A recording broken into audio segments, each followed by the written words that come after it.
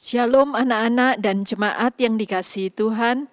Mari kita mempersiapkan diri untuk memasuki peringatan peristiwa kematian Tuhan Yesus di kayu salib. Mari tanggalkan hasrat diri agar mampu menghayati kehadiran Allah di tengah-tengah kita dimanapun saat ini kita semua berada.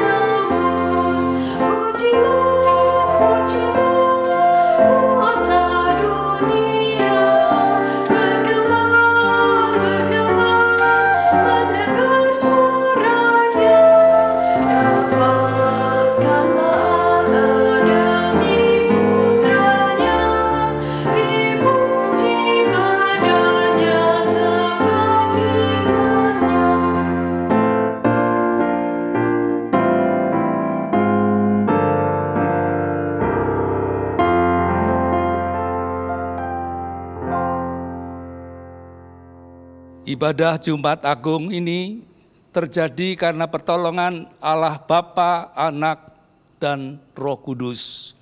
Amin.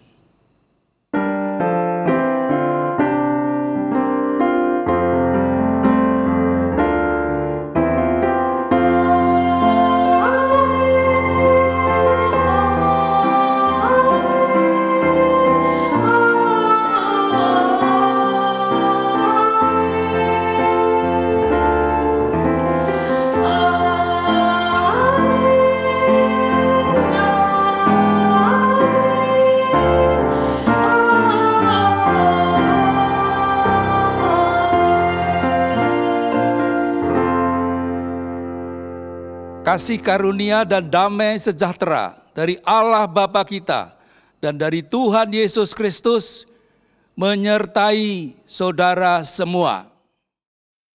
Dan besertamu juga. Hari ini kita memperingati sebuah peristiwa di mana Allah menyatakan karya terbesar untuk menanggung hukuman yang seharusnya diterima oleh manusia berdosa. Hukuman itu dihapuskan bagi setiap kita yang mau menanggapi kasih yang sempurna. Kesediaan diri menerima dan mengimani bahwa Yesus adalah Mesias yang mati di kayu salib. Kiranya menjadi penuntun kita untuk senantiasa mengarahkan kehidupan hanya kepada Kristus. Meskipun dunia selalu memandang bahwa salib adalah kebodohan, namun salib adalah lambang kemuliaan. Dari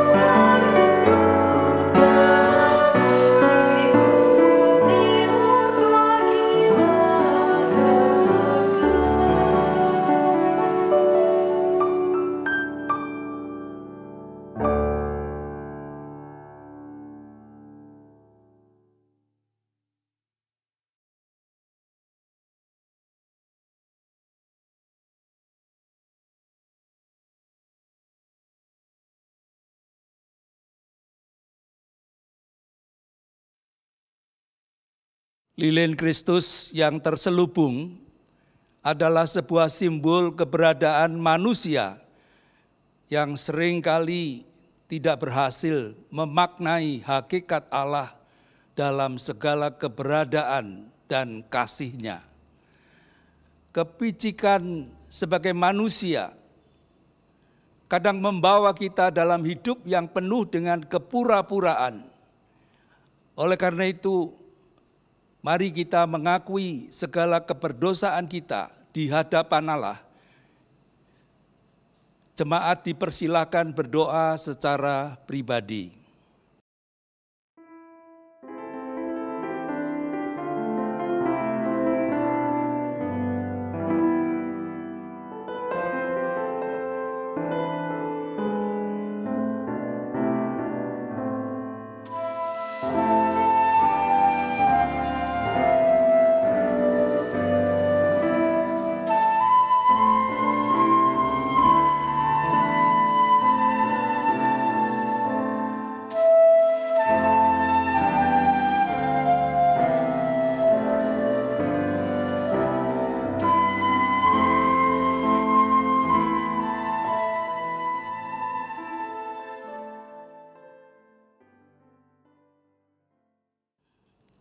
Tolonglah kami untuk mampu hidup jujur di hadapan-Mu, ya Allah.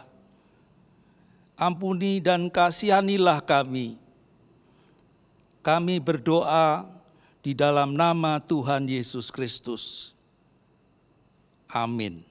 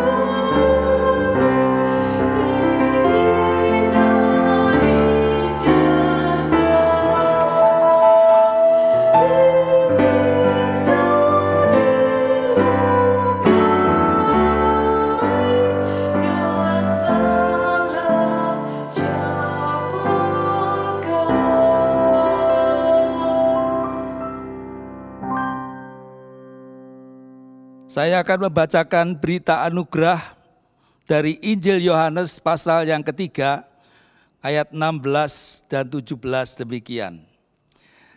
Karena begitu besar kasih Allah akan dunia ini, sehingga Ia telah mengaruniakan anaknya yang tunggal, supaya setiap orang yang percaya kepadanya tidak binasa, melainkan beroleh hidup yang kekal. Sebab Allah mengutus anaknya ke dalam dunia, bukan untuk menghakimi dunia, melainkan untuk menyelamatkannya oleh Dia. Demikianlah sabda Tuhan. Syukur kepada Allah.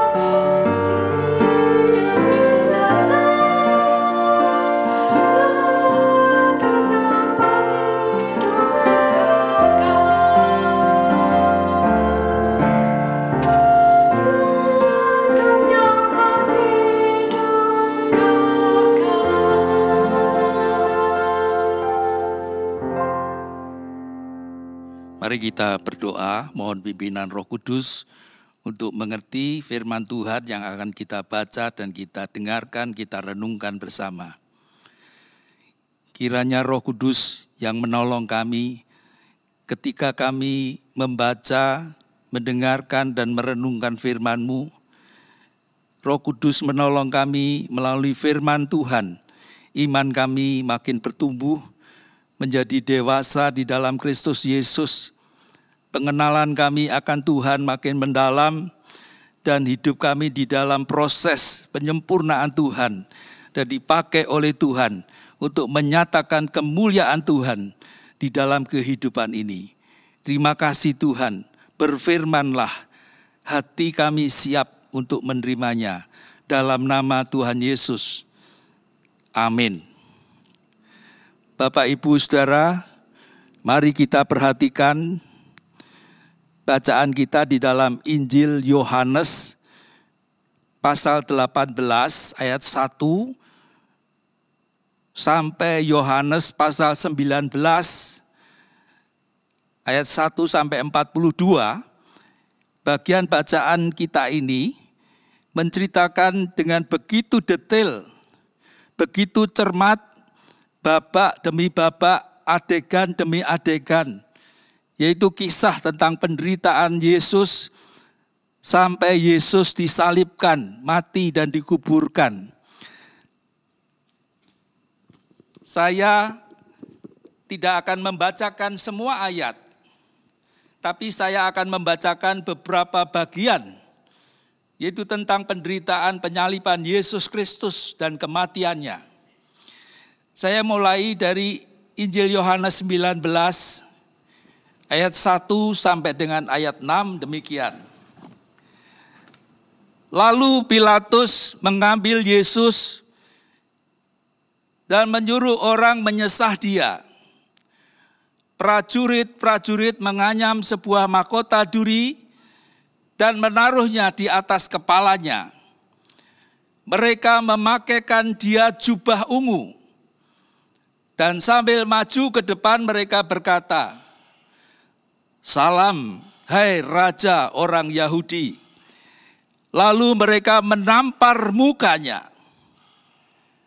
Pilatus keluar lagi dan berkata kepada mereka, "Lihatlah, aku membawa dia keluar kepada kamu, supaya kamu tahu bahwa aku tidak mendapati kesalahan apapun padanya."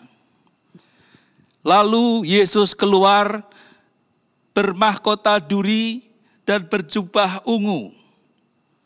Maka kata Pilatus kepada mereka, "Lihatlah manusia itu."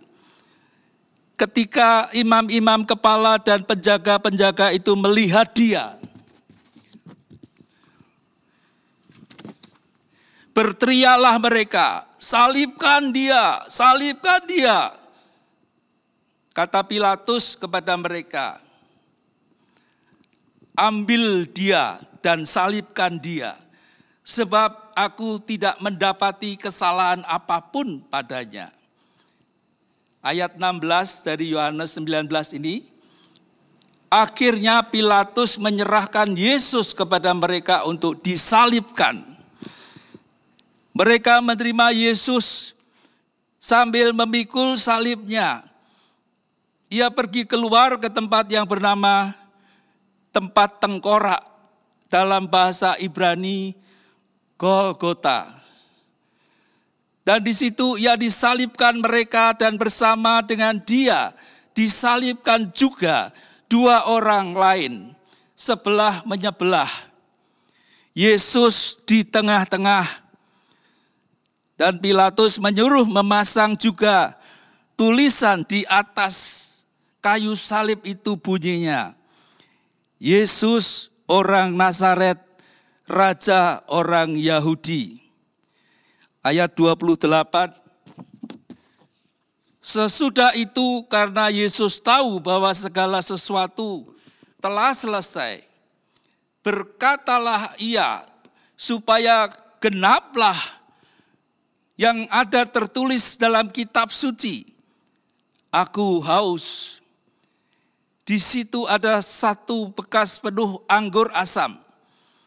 Maka mereka mencucukkan bunga karang yang telah dicelupkan dalam anggur asam pada sebatang hisop, lalu mengunjukkannya ke mulut Yesus.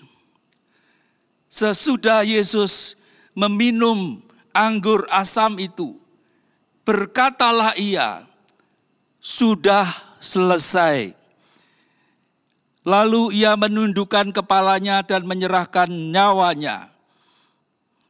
Karena hari itu hari persiapan dan supaya pada hari Sabat mayat-mayat itu tidak tinggal tergantung pada kayu salib.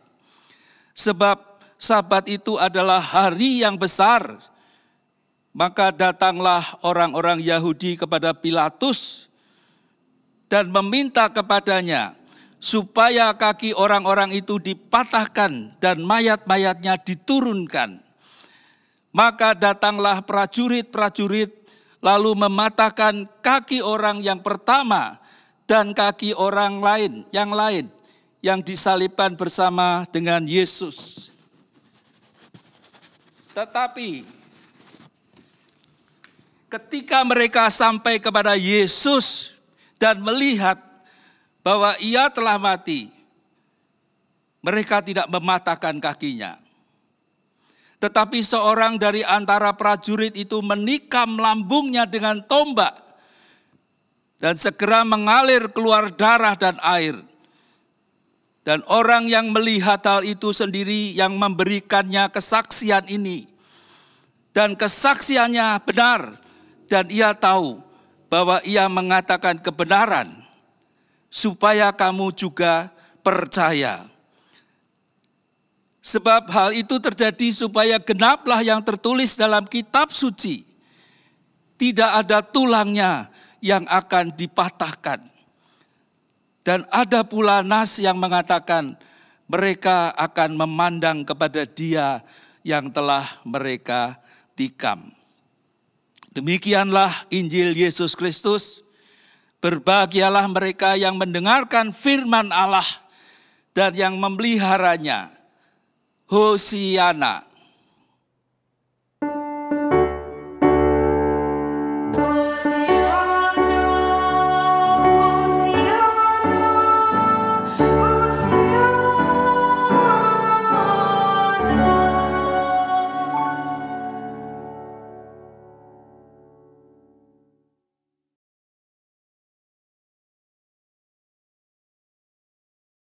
Bapak, Ibu, dan semua saudara yang dikasihi Tuhan, kalau kita perhatikan di dalam bacaan kita tadi, Yohanes pasal 18 sampai pasal 19 ayat 42.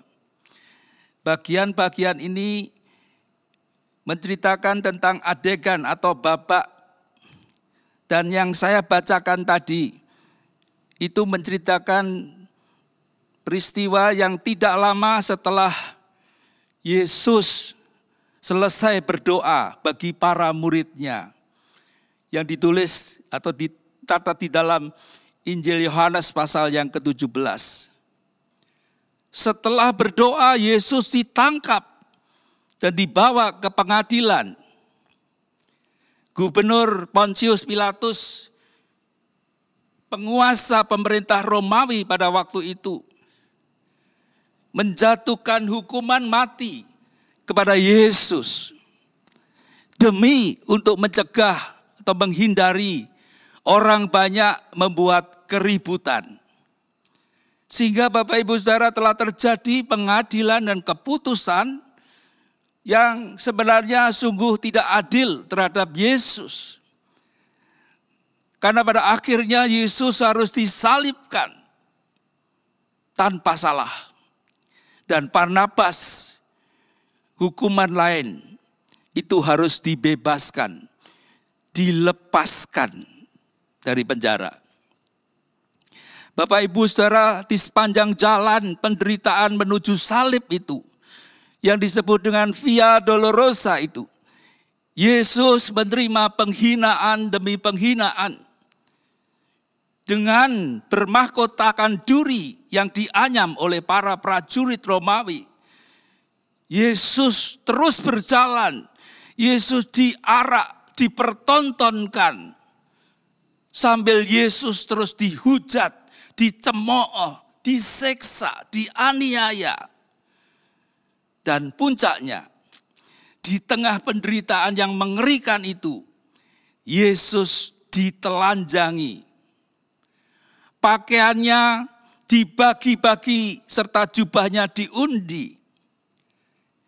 Di tengah penderitaan Yesus, tanpa perasaan empati sedikit pun. Kalau orang Jawa mengatakan tego dan mentolo banget. Mereka saling berebut harta yang tersisa, yaitu jubah pakaian Yesus di tengah penderitaan Yesus itu. Hukuman salib merupakan hukuman yang sangat kejam dan mengerikan. Sehingga pada umumnya mereka yang tergantung di atas salib itu akan segera mati lemas karena tidak dapat bernafas. Oleh karena itu tindakan mematahkan kaki biasanya dilakukan untuk mempercepat kematian. Karena kaki yang patah itu akan membuat si korban tidak dapat bersandar pada tiang salib. Sehingga menyebabkan kesulitan bernafas. Dan sampai akhirnya mati lemas. Dan menurut hukum Yahudi melarang seorang tetap berada di salib sampai matahari terbenam. Itu juga ditulis di dalam kitab Ulangan 21 ayat 23. Itulah sebabnya kita mengerti mengapa mayat Yesus diturunkan. Apalagi saat itu menjelang hari Sabat. Hari besar, hari sucinya orang Yahudi. Ini peraturan Yahudi yang tertulis juga di dalam Ulangan 21 ayat 23. Yesus menanggung semua penderitaan salib itu dengan sadar. Yohanes di dalam Yohanes 19 ayat 28 mencatat sesudah itu, karena Yesus tahu bahwa segala sesuatu telah selesai, berkatalah ia, supaya genaplah apa yang tertulis dalam kitab suci. Aku haus. Di situ ada satu bekas anggur asam, bekas penuh anggur asam. Maka mereka mencucukkan bunga karang yang telah dicelupkan dalam anggur asam itu pada sebatang hisop, lalu mengunjukkannya ke mulut Yesus. Sesudah Yesus meminum anggur asam itu, berkatalah Yesus, sudah selesai. Tetelestai, sudah genap. Lalu ia menundukkan kepalanya dan menyerahkan nyawanya. Kematian Yesus yang disalib itu berlangsung begitu cepat. Dan di dalam Ulangan 21 ayat 23 mencatat, orang yang mengalami kematian disalib dipandang sebagai orang yang sudah mendapatkan kutukan dari Allah. Padahal dalam penyaliban Yesus itu, Yesus sebenarnya sedang menggenapi apa yang tertulis di dalam kitab Yesaya 53 ayat 4 sampai ayat 7 dikatakan, tetapi sesungguhnya penyakit kitalah yang ditanggungnya dan kesengsaraan kita yang dipikulnya. Padahal kita mengira dia kena tulah, dipukul dan ditindas Allah. Tetapi dia tertikam oleh karena pemberontakan kita. Dia diremukan oleh karena kejahatan kita. Ganjaran yang mendatangkan keselamatan bagi kita ditimpakan kepadanya. Dan oleh bilur-bilurnya kita menjadi sembuh. Kita sekalian sesat seperti domba, masing-masing kita mengambil jalannya sendiri. Tetapi Tuhan telah menimpakan kepadanya kejahatan kita sekalian. Dia dianiaya, tetapi dia membiarkan diri ditindas dan tidak membuka mulutnya, seperti anak domba yang dibawa ke pembantaian. Bapak, Ibu, Saudara, kitab Yesaya ini sebenarnya menggambarkan kemuliaan. Kemuliaan hamba Tuhan itu justru nampak lewat ketika dia menderita, di dalam penderitaannya itu. Dan ini benar-benar telah digenapi di dalam Yesus Kristus. Salib yang dipandang sebagai kutuk cela itu telah diubah menjadi tanda kemenangan kasih yang mengalahkan kejahatan. Seperti yang juga ditulis di dalam Yesaya 52 ayat 13. Sesungguhnya hambaku akan berhasil, ia akan ditinggikan, disanjung, dan dimuliakan. Dan di dalam surat Paulus Galatia pasal 3 ayat 13, Rasul Paulus juga menyatakan dan menegaskan, Kristus telah menebus kita dari kutuk hukum Taurat dengan jalan menjadi kutuk karena kita. Sebab ada tertulis, terkutuklah orang yang digantung pada kayu salib. Dengan kematiannya di kayu salib itu, Yesus telah menyelesaikan pekerjaan yang Allah kehendaki. Dan menarik sekali, penulis Injil Yohanes ini mencatat dengan begitu detail jubah yang dikenakan oleh Yesus, yang kemudian dengan tanpa berperasaan, dengan tego dan mentolo tadi, diundi oleh para serdadu Romawi di bawah kaki Yesus disalibkan itu. Dan dikatakan, ditulis di dalam Yohanes 19 ayat 23, jubah itu tidak berjahit dari atas ke bawah, hanya satu tenunan saja. Apa maksudnya ini? Sampai begitu detailnya Yohanes mencatat hal seperti itu. Apakah maksud Yohanes? Bapak, Ibu, Saudara, baju yang tidak berjahit itu sebenarnya mengingatkan kita akan pakaian lenan. Pakaian lenan yang biasa dipakai oleh imam besar. Imam adalah perantara umat Allah, perantara umat kepada Allah itu.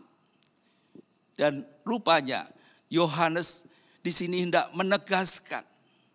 menegaskan bahwa Yesus adalah imam besar yang sesungguhnya. Penulis surat Ibrani juga menyatakan di dalam Ibrani 10 ayat 20 bahwa Yesus Kristus telah membukakan jalan yang baru kepada Allah. Yesus Kristus digambarkan bagaikan domba yang tidak bercacat. Ia telah menjadi korban penghapus dosa bagi manusia. Sekaligus ia telah mengambil peran sebagai imam besar yang menjadi perantara antara manusia dengan Allah. Bapak, Ibu, Saudara, peran seperti itu ternyata selama itu telah gagal dilakukan oleh para imam besar lainnya itu. Yang mereka justru telah menjadi penghalang bagi umat Allah untuk berjumpa dengan Allah melalui praktek-praktek hidup mereka yang korup dan mengatasnamakan Allah. Itulah yang para imam waktu itu lakukan. Dan Yesus Kristus yang disalibkan sebenarnya menunjukkan dan menegaskan bahwa hukum Allah itu telah diletakkan, ya, ditaruh di dalam hati dan akal budi manusia. Sehingga ketaatan itu bukan hanya sekedar masalah perkara ritual orang beragama. Tapi dari hati yang berubah dalam pertobatan. Hati yang kembali ke jalan Allah. Kebanyakan orang berpikir salib merupakan hukuman yang mengerikan bagi orang yang terkutuk. Namun dari Injil Yohanes bagian yang kita baca ini, kita dapat melihat dan belajar mengerti bahwa Yesus Kristus yang disalibkan itu menjadi tanda kemenangan kasih Allah. Kasih Allah atas kejahatan. Dan kematian Yesus Kristus yang disalibkan itu juga telah membuka jalan baru bagi manusia untuk datang kepada Allah. Kalau ketidaktaatan telah membuat manusia berdosa terpisah dari Allah. Ketamakan telah membuat manusia terpisah dari sesamanya. Melalui Yesus Kristus yang disalibkan. Kita manusia telah dipersatukan, diperdamaikan dengan Allah dan juga dengan sesama kita. Itulah sebabnya salib, ya, simbol salib itu menggambarkan relasi, hubungan secara vertikal maupun secara horizontal. Sehingga Bapak Ibu Saudara, sesungguhnya salib adalah bukti nyata, tanda yang nyata dari kasih sekaligus kemuliaan Allah yang nyata, yang tidak terbantahkan. Karena itu, melalui peristiwa Jumat Agung ini, Yesus Kristus yang mati disalibkan, kita diingatkan dan didorong untuk kita senantiasa membawa tanda salib Yesus Kristus itu di dalam hati kita. Dan salib itulah juga yang seharusnya menggerakkan kita, mendorong kita untuk kita hidup di dalam ketaatan, hidup di dalam mengasihi Allah dan mengasihi sesama.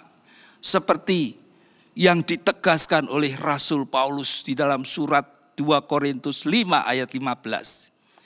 Paulus menegaskan, dan Kristus telah mati untuk semua orang, supaya mereka yang hidup tidak lagi hidup untuk dirinya sendiri, tetapi untuk Dia yang telah mati dan telah dibangkitkan untuk mereka.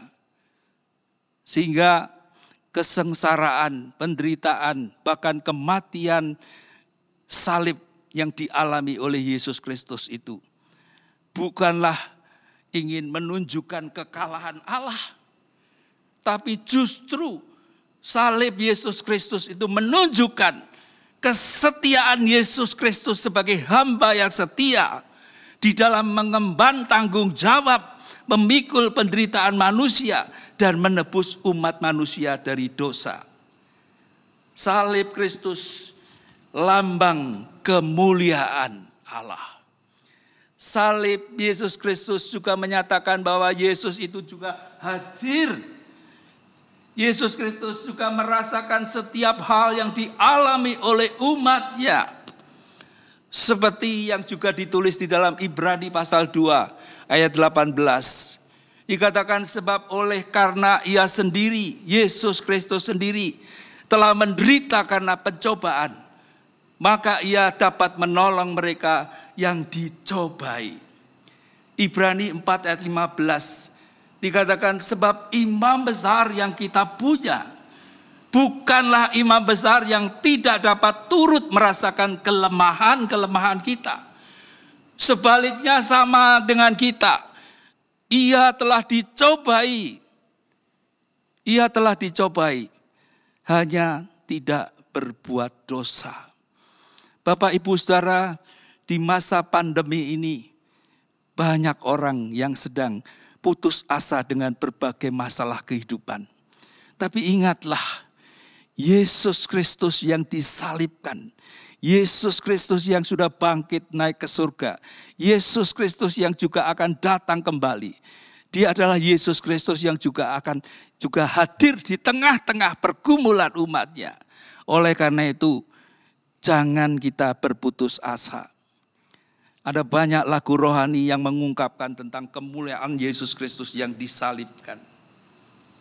Ada satu syair lagu yang dituliskan demikian. Hidup yang putus asa tidak berarti. Jalan dengan tanpa pengharapan. Namun tangan yang berlubang paku menjamah jadi hidup baru. Dan kayu salib yang kasar itu mengubahku. Jalan hidup yang penuh kegagalan. Ku puji Dia selama-lamanya. Sebab salib mengubah hidupku. Lalu ditandai dengan sebuah refren. Dan ku yakin darah Yesus yang suci sudah mengalir di Kalvari. Bila zaman berlalu, dunia menduru, ku tetap pegang salib itu. Itulah pujian yang diungkapkan. Kemuliaan salib Kristus dinyatakan. Dan masih banyak lagu lagi yang mengungkapkan tentang keindahan salib Kristus. Tadi sudah dinyanyikan, ya. Dari awal kita nyanyikan tentang keindahan salib Kristus itu. Yang jelas peristiwa Jumat Agung ini sangat mengingatkan kepada kita semua. Salib itu lambang kemuliaan Allah.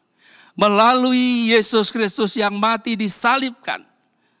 Kita diingatkan, didorong untuk kita senantiasa membawa tanda salib Yesus Kristus itu di dalam hati dan kehidupan kita. Menggerakkan kita untuk kita hidup taat dan mengasihi Allah dan sesamanya.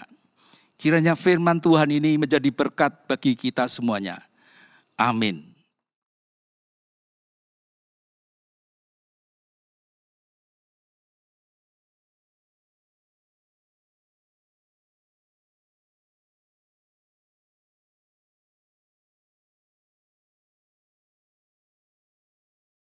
Dengan hati yang tertuju pada Tuhan, mari bersama kita ikrarkan pengakuan iman kita seturut pengakuan iman rasuli yang berbunyi demikian. Aku percaya kepada Allah, Bapa yang Maha Kuasa, Khalik langit dan bumi, dan kepada Yesus Kristus, anaknya yang tunggal Tuhan kita, yang dikandung daripada Roh Kudus, lahir dari anak darah Maria, yang menderita sengsara di bawah pemerintahan Pontius Pilatus, disalibkan, mati dan dikuburkan, turun ke dalam kerajaan maut. Pada hari yang ketiga, bangkit pula dari antara orang mati, naik ke sorga, duduk di sebelah kanan Allah, Bapa yang Maha Kuasa. Dan dari sana Ia akan datang untuk menghakimi orang yang hidup dan yang mati. Aku percaya pada Roh Kudus, gereja yang kudus dan am, persekutuan orang kudus, pengampunan dosa, kebangkitan orang mati, dan hidup yang kekal. Mari kita berdoa. Kami bersyukur untuk firman-Mu ya Tuhan, yang sangat mengingatkan kami kembali akan kasih-Mu di dalam Yesus Kristus yang telah mati disalibkan untuk menebus kami manusia berdosa, yang juga telah bangkit untuk memberikan pengharapan hidup yang kekal bagi setiap kami orang yang percaya kepada Kristus. Kristus yang telah mati juga mengingatkan kami agar kami tidak lagi hidup hanya untuk diri kami sendiri, tetapi hidup bagi Kristus yang telah rela berkorban, mati dan bangkit bagi kami, agar hidup kami dipakai bagi kemuliaan Kristus dan menjadi berkat di dalam kehidupan ini. Terima kasih Tuhan, pakailah gereja-Mu, khususnya GKI Citraland, untuk menjadi mitra-Mu, jadi gereja yang bersahabat bagi sesama, sebagai perwujudan persahabatan kami dengan Engkau sendiri ya Tuhan. Kami terus mendoakan di tengah masa pandemi, Ada banyak perubahan yang terjadi yang membuat banyak orang mengalami kesulitan. Tapi biarlah kasih Kristus menjadi kekuatan bagi kami untuk menjalaninya. Saat ini kami mendoakan untuk jemaat yang sakit, yang bergumul dalam segala perubahan yang terjadi, yang harus menyesuaikan dengan perubahan-perubahan yang terjadi yang tidak mudah dijalani. Kami berdoa untuk segala persiapan pelayanan, tim ibadah yang harus melakukan persiapan-persiapan yang juga tidak mudah dilakukan di masa pandemi ini. Tuhan menolong kami semuanya. Biar apapun yang kami lakukan mendatangkan berkat bagi kemuliaan-Mu Tuhan. Kami berdoa untuk upaya pemerintah. Tuhan beri hikmat di dalam mengatasi perubahan di masa pandemi ini. Secara khusus kami bersyukur untuk penyaluran vaksin agar bisa berlangsung dengan baik. Kami berdoa juga untuk penerapan perpanjangan PPKM, pemberlakuan pembatasan kegiatan masyarakat. Tuhan memberikan kesadaran bagi kami semuanya, sehingga semuanya boleh berlangsung dengan baik. Itulah kerinduan kami Tuhan, yang kami naikkan di dalam Tuhan Yesus Kristus, yang telah mengajar kami berdoa. Bapa kami yang ada di surga, dikuduskanlah nama-Mu, datanglah kerajaan-Mu, jadilah kehendak-Mu di bumi seperti di surga. Berikanlah kami pada hari ini makanan kami yang secukupnya, dan ampunilah kami akan kesalahan kami, seperti kami juga mengampuni orang yang bersalah kepada kami. Janganlah membawa kami ke dalam pencobaan, tetapi lepaskanlah kami daripada yang jahat, karena Engkau-lah yang mempunyai kerajaan dan kuasa dan kemuliaan sampai selama-lamanya. Amin. Tiba saatnya kita memberi persembahan sebagai wujud syukur kita atas pemeliharaan Tuhan. Persembahan dapat ditransfer ke rekening GKI Citraland atau melalui QR Code. Mari memberi dengan sukacita sambil mengingat sabdanya dalam 1 Tawarikh 29 ayat yang ke-14. Sebab siapakah aku ini dan siapakah bangsaku, sehingga kami mampu memberikan persembahan sukarela seperti ini. Sebab daripadamu-lah segala-galanya, dan dari tangan-Mu sendirilah persembahan yang kami berikan kepadamu.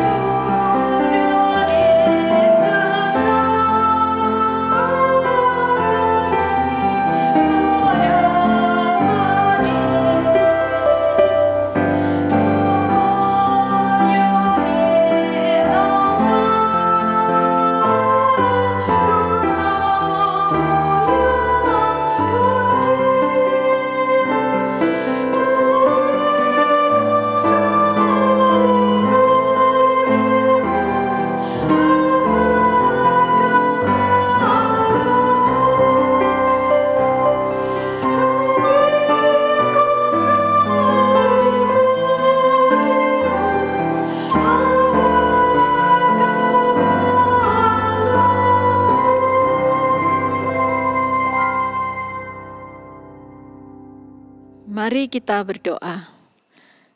Inilah persembahan dari umat yang telah Tuhan selamatkan.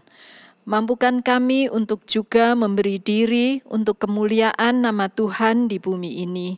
Di dalam Kristus kami berdoa. Amin.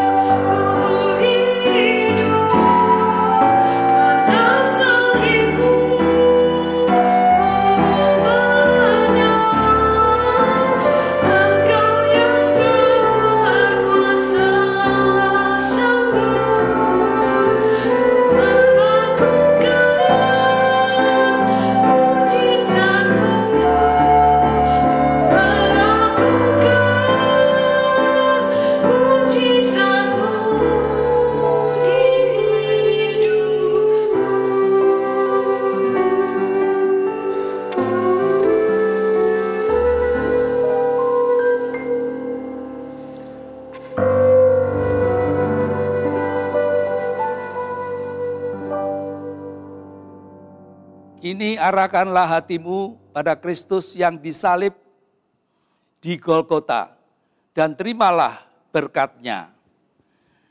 Tuhan menghadapkan wajah-Nya dan menyinari saudara dengan kasih karunia yang telah disediakan.